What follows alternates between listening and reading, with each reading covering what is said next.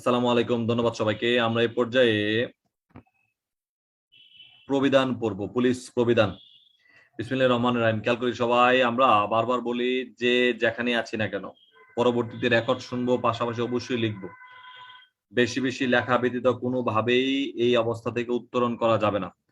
ধন্যবাদ সবাইকে। আমরা এখন পুলিশ প্রবিধান পড়বো। খেয়াল করি, পুলিশ প্রবিধানে আমরা ইতিমধ্যে জেনেছি, গত ক্লাসে পড়েছিলাম 39 বিধি পর্যন্ত। আমরা একটু পূর্বের ক্লাসটা ছোট্ট করে রিভিশন দিব। ক্লাসে আমরা কি জেনেছিলাম? পুলিশ আদালত এবং ম্যাজিস্ট্রেটগণের প্রতি যথাযথ সম্মান প্রদর্শন করবেন 30 বিধি অনুযায়ী। পাবলিক প্রসিকিউটরের সাথে ভালো সম্পর্ক রাখবেন, যে কোনো মামলার বিষয়ে পরামর্শ নেবেন 31 বিধি অনুযায়ী।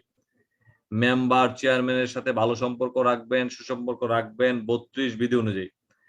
আর আমরা 33 বিধিতে জেনেছিলাম, পুলিশ জনসাধারণের সাথে ভালো ব্যবহার করবেন, যদি বদমেজাজে ব্যবহার করেন ব্যবস্থা গ্রহণ করা যাবে 33 বিধি অনুযায়ী। অবসরপ্রাপ্ত পুলিশ অফিসার যারা থাকেন তাদের সাথে ভালো ব্যবহার করবেন এবং তাদের তালিকা থাকবে এসপি অফিসে 34 বিধি অনুযায়ী। পুলিশের সকল প্রকার রুলস রেগুলেশন পরিবর্তন করতে পারেন আইজিপি মহোদয়, তবে প্রজ্ঞাপন জারি করতে বলে অবশ্যই সরকারকে অবহিত করতে হবে 35-এর ক। আর আইজিপি মহোদয় সমগ্র বাংলাদেশে ম্যাজিস্ট্রেসি ক্ষমতা অ্যাপ্লাই করতে পারেন দুইটা ক্ষেত্রে। প্রথম ক্ষেত্র হচ্ছে অপরাধ অন্বেষণ, দ্বিতীয় ক্ষেত্র হচ্ছে অপরাধের নিবারণ। দুই ক্ষেত্রেই ম্যাজিস্ট্রেসি ক্ষমতা প্রয়োগ করতে পারেন আইজিপি মহোদয় 35-এর খ। এসপি মহোদয়ের দায়িত্ব আমরা জেনেছি, এসপি মহোদয় রেঞ্জ ডিআইজি মহোদয়ের সকল প্রকার নির্দেশনা তামিল করবেন, যা আমরা দেখি 37 বিধি অনুযায়ী। অতিরিক্ত পুলিশ সুপার এসপি মহোদয় এর সহযোগী হিসেবে কাজ করবেন। জেলার সকল প্রকার কার্যক্রম পারস্পরিক সহযোগিতার ভিত্তিতে কাজ হবে 39 বিধি। আমরা আজকে জানবো পুলিশ সুপার কিছু কিছু কাজকর্ম ব্যক্তিগতভাবে সম্পন্ন করবেন, যা আমরা দেখতে পাই। ইন্সপেক্টরগণের বিরুদ্ধে ব্যবস্থা তিনি নিজে গ্রহণ করবেন। এএসআই থেকে তদুর্ধ্বগণের বদলি এবং নিয়োগ তিনি তিনি গ্রহণ করবেন।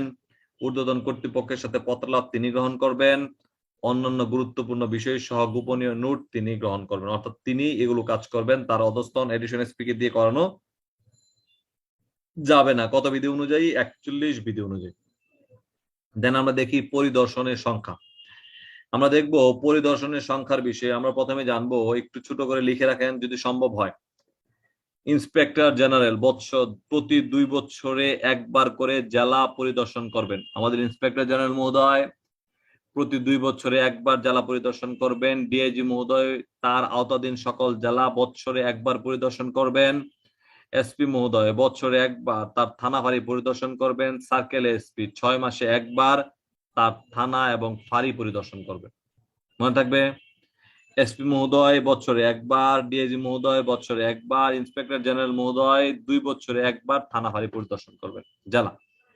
পাশাপাশি সার্কেল এসপি মহোদয় তিনি আমরা দেখতে পাই 6 মাসে একবার তার থানাতে তার সার্কেলাধীন সকল থানা ফাঁড়ি পরিদর্শন করবেন 47 বিধি অনুযায়ী। 47 বিধি অনুযায়ী। এখন আমরা দেখতে পাবো এসআর মামলা। এসআর মামলা কাকে বলে? Special report case. এসআর মামলা কাকে বলে? Special report case. এসআর মামলার বিষয়ে আমরা দেখতে পাই, সংজ্ঞার বিষয় যদি দেখি, থানা এলাকায় সকল প্রকার সিডিল চুরি, খুন সহ ডাকাতি, গণধর্ষণ, জুরা ধর্ষণ, পাশাপাশি আমরা দেখব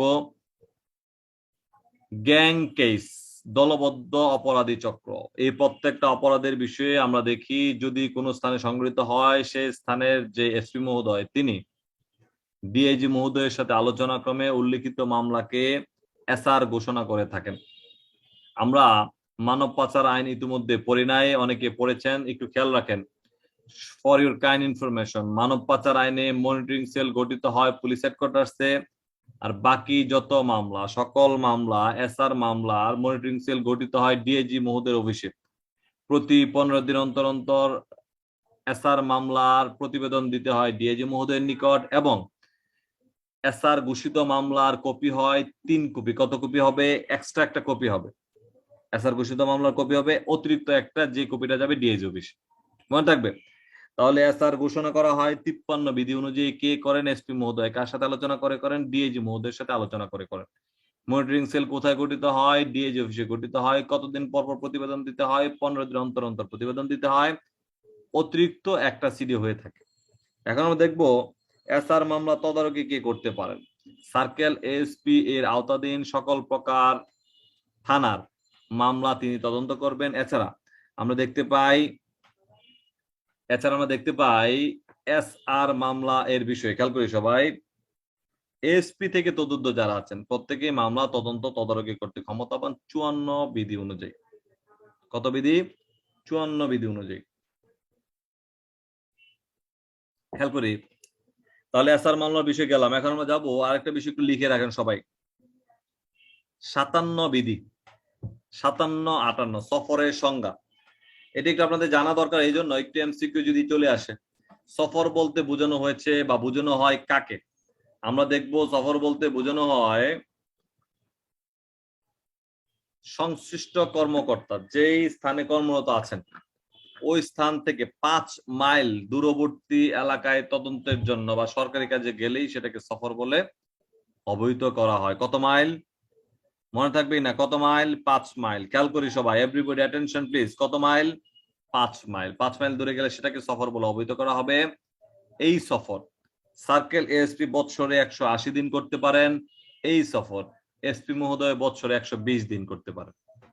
মনে থাকবে, সার্কেল এএসপি 180 দিন এবং এসপি মহোদয় বৎসরে 120 দিন করতে পারেন। তাহলে সার্কেল এসপি 180, এসপি মহোদয় 120 দিন। কত ধারা অনুযায়ী? 58 বিধি অনুযায়ী। 58 বিধি অনুযায়ী। আর 57 বিধিতে সফরের সংজ্ঞা বলা আছে, কত মাইল দূরে যাইতে হবে? 5 মাইল দূরে গেলেই সেটা সফর বলে অবহিত হবে। এ হচ্ছে আমাদের সফরের সংজ্ঞা, পাশাপাশি সফরের সংখ্যা। এখন আমরা দেখব 61 বিধি। খেয়াল করি সবাই, 61 বিধি। চৌকিদারি প্যারেড কে পরিদর্শন করতে পারেন? আমরা দেখব চৌকিদারি প্যারেড পরিদর্শন করতে পারেন এএসপি, সার্কেল এসপি থেকে শুরু করে এসপি মহোদয় পর্যন্ত। তারাই চৌকিদারি প্যারেড পরিদর্শন করে থাকেন। চৌকিদারদের মাধ্যমে কি কি কাজ করানো যায় আমরা দেখব। চৌকিদারের মাধ্যমে থানা এলাকার আইন শৃঙ্খলার পরিস্থিতি সম্পর্কে অবগত হওয়া যায়। গুরুত্বপূর্ণ যে আসামি থাকে, খারাপ লোকদের সম্পর্কে অবহিত হওয়া যায়। আইন শৃঙ্খলা রক্ষা সহ খারাপ লোকদের সম্পর্কে অবহিত হওয়া যায় চৌকিদারি প্যারেডের মাধ্যমে বা চৌকিদারদের মাধ্যমে। তাহলে চৌকিদারি প্যারেডে কে উপস্থিত থাকেন? সার্কেল এসপি থেকে তদূর্ধ্ব এসপি মহোদয় পর্যন্ত। এই চৌকিদারদের মাধ্যমে কি কাজ করানো যায়? আইন শৃঙ্খলা রক্ষা সহ খারাপ লোকদের গতিবিধি খুঁজে বের করা যায় 61 বিধি অনুযায়ী। দেন আমরা দেখবো 63 বিধি, সুপারিনটেন্ডেন্ট এর অনুপস্থিতিতে ভারপ্রাপ্ত কর্মকর্তা। আমরা দেখি সুপারিনটেন্ডেন্ট যদি অনুপস্থিত থাকে সেক্ষেত্রে তার পক্ষে দায়িত্বে থাকতে পারেন অতিরিক্ত পুলিশ সুপার, সহকারী পুলিশ সুপার, ক্ষেত্রমতে ইন্সপেক্টর। ক্ষেত্রমতে ইন্সপেক্টর কত বিধি অনুযায়ী? 63 বিধি অনুযায়ী। কত বিধি? 63 বিধি। যেহেতু আগামীকালকে বন্ধ সেই জন্য একটু পড়া আপনাদের বেশি দিচ্ছি। আবারও খেয়াল করেন 63 বিধি অনুযায়ী। এখন আমরা দেখব, ইতিমধ্যে আপনারা পড়েছেন মামলা প্রত্যাহার সংক্রান্ত বিষয়। আপনাদেরকে যদিও ফৌজদারি কার্যবিধিতে জানায় 2-1 দিনের মধ্যে যাবেন। মামলা প্রত্যাহার করতে পারেন বাদী, ফৌজদারি কার্যবিধি 248, একটু নোট রাখেন। মামলা প্রত্যাহার করতে পারেন ফৌজদারি কার্যবিধি আইনের 248 ধারা অনুযায়ী বাদী, ফৌজদারি কার্যবিধি আইনের 494 ধারা অনুযায়ী পাবলিক প্রসিকিউটর মামলা প্রত্যাহার করতে পারেন। এই মামলা প্রত্যাহারের পদ্ধতি আমরা দেখতে পাই প্রবিধান 66 ক। প্রবিধান 66 ক মামলা প্রত্যাহারের পদ্ধতি। প্রত্যাহারের পদ্ধতিটা কি? পাবলিক প্রসিকিউটর মামলা প্রত্যাহারের জন্য প্রতিবেদন দিবেন জেলা ম্যাজিস্ট্রেট এর নিকট। জেলা ম্যাজিস্ট্রেট এসপি মহোদয়ের সাথে আলোচনা ক্রমে প্রতিবেদন প্রেরণ করবেন আইন মন্ত্রণালয়। আইন মন্ত্রণালয় সেটা যাচাই বাছাই করে সঠিকতা যাচাই করত প্রতিবেদন যদি পাশ করে থাকেন সেক্ষেত্রে মামলা প্রত্যাহার হবে। 66 ক বিধি পর্যালোচনায় দেখা যায়। তাহলে হচ্ছে আমাদের মামলা প্রত্যাহার 66 ক। আমরা আজকে এ পর্যন্ত থাকবো, একটু রিভিশনে যাই। খেয়াল করেন, আমরা ইতিমধ্যে জানলাম কি পুলিশ সুপার যে সকল কাজ ব্যক্তিগতভাবে করবেন, কোনো ক্রমে লিখিত কাজ তার অধস্তনকে দিয়ে করাতে পারবেন না। প্রথম কাজ হচ্ছে ইন্সপেক্টরগণের বিরুদ্ধে ব্যবস্থা। দ্বিতীয় কাজ হচ্ছে সহকারী সাব ইন্সপেক্টর থেকে তদুর্ধ্ব অফিসারদের নিয়োগ বদলি, ঊর্ধ্বতন কর্তৃপক্ষের সাথে পত্রালাপ, পাশাপাশি অন্যান্য গুরুত্বপূর্ণ বিষয় তিনি স্বহস্তে দেখবেন, ব্যক্তিগতভাবে দেখবেন। পাশাপাশি আমরা জানলাম পরিদর্শনের সংখ্যা, আইজিপি মহোদয় 2 বছরে একবার জেলা পরিদর্শন করবেন। ডিআইজি মহোদয় বছরে একবার জেলা পরিদর্শন করবেন, এসপি মহোদয় বছরে একবার থানা ফাঁড়ি পরিদর্শন করবেন। এছাড়া আমরা জেনেছি এএসপি মহোদয় 6 মাসে একবার তার আওতাধীন থানা ফাঁড়ি পরিদর্শন করবেন। এসআর মামলা বলতে বোঝানো হয়েছে থানা এলাকার সিদেল চুরি, ডাকাতি, খুন সহ ডাকাতি, জুরা খুন, চাঞ্চল্যকর মামলা, গ্যাং কেস প্রত্যেকটা অপরাধের বিষয়ে সংগঠিত হলে থানার ওই থানার মামলা সমূহের বিষয়ে এসপি মহোদয় ডিআইজি মহোদয়ের সাথে আলোচনা ক্রমে এসআর ঘোষণা করে থাকেন। কত বিধিতে? 53 বিধি অনুযায়ী এসআর ঘোষণা করে থাকেন 53 বিধি অনুযায়ী, যাকে আমরা ইতিমধ্যে জেনেছি স্পেশাল রিপোর্ট কেস।